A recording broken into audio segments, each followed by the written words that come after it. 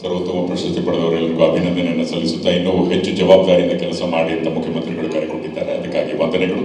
ಇನ್ನು ಕಾರ್ಯಕ್ರಮದ ಕೊನೆಯಲ್ಲಿ ಸಿಬ್ಬಂದಿ ಮತ್ತು ಆಡಳಿತ ಸುಧಾರಣಾ ಇಲಾಖೆಯ ಶಾಖಾಧಿಕಾರಿಗಳಾದ ಶ್ರೀ ಲಕ್ಷ್ಮಣ್ BS ಅವರಿಂದ ವಂದನಾರ್ಪಣೆ. ಸಿಬ್ಬಂದಿ ಮತ್ತು ಆಡಳಿತ ಸುಧಾರಣಾ ಇಲಾಖೆ ಆಡಳಿತ ಸುಧಾರಣೆ ವತಿಯಿಂದ ಪ್ರತಿ ವರ್ಷ ಕರ್ನಾಟಕ ರಾಜ್ಯ ಸರ್ಕಾರಿ ನೌಕರರ ದಿನಾಚರಣೆ ಆಚರಿಸುತ್ತಿದ್ದು ಈ ಬಾರಿಯೂ ಸಹ ಎಂದಿನಂತೆ ಆಚರಿಸಲಾಗುತ್ತದೆ.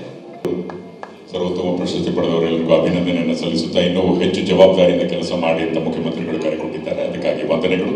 ಇನ್ನು ಕಾರ್ಯಕ್ರಮದ ಕೊನೆಯಲ್ಲಿ ಸಿಬ್ಬಂದಿ ಮತ್ತು ಆಡಳಿತ ಸುಧಾರಣಾ ಇಲಾಖೆಯ ಶಾಖಾಧಿಕಾರಿಗಳಾದ ಶ್ರೀ ಲಕ್ಷ್ಮಣ್ BS ಅವರಿಂದ ವಂದನಾರ್ಪಣೆ.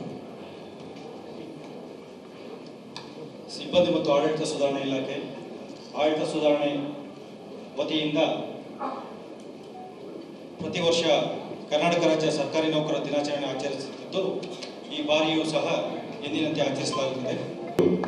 ಸರ್ವೋತ್ತಮ ಪ್ರಶಸ್ತಿ ಪಡೆದವರೆಲ್ಲರಿಗೂ ಅಭಿನಂದನೆಯನ್ನು ಸಲ್ಲಿಸುತ್ತಾ ಇನ್ನೂ ಹೆಚ್ಚು ಜವಾಬ್ದಾರಿಯಿಂದ ಕೆಲಸ ಮಾಡಿ ಅಂತ ಮುಖ್ಯಮಂತ್ರಿಗಳು ಕರೆ ಕೊಟ್ಟಿದ್ದಾರೆ. ಅದಕ್ಕಾಗಿ ವಂದನೆಗಳು.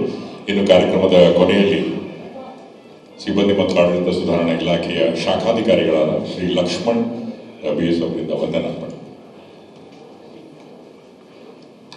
ಸಿಬ್ಬಂದಿ ಮತ್ತು ಆಡಳಿತ ಸುಧಾರಣಾ ಇಲಾಖೆ ಆಡಳಿತ ಸುಧಾರಣೆ ವತಿಯಿಂದ